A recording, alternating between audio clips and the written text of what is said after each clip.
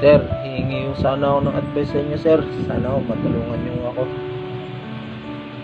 Yung nanay ko kasi ng mga bata, sir, yung mga anak ko, 3 taon no sa abroad, hindi yung nagsusustento dito.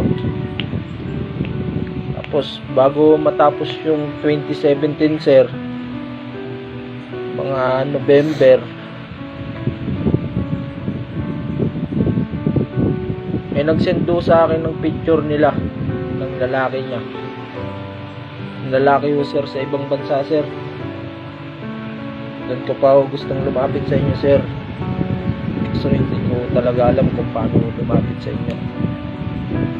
Sir, sana ako matulungan niyo, sir. Tapos ngayon, no, sir, na umuwi siya dito sa Pinas, bis na kamustahin niya yung mga bata dito, sir.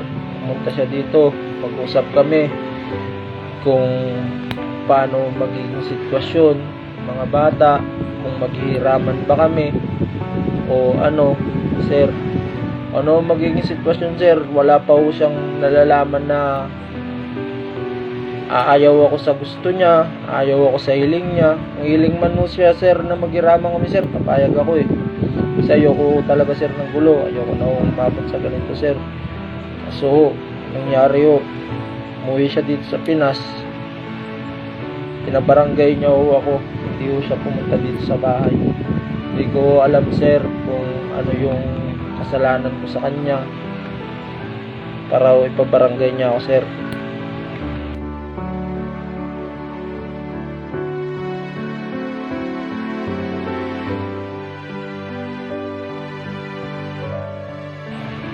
Tutusin mo, sir, dapat ako yung may karapatan na magreklamo eh. Kasi sa amin dalawa kahit hindi kami kasal, sir, yung dalawa siyang nagloko, siyang nanlalaki.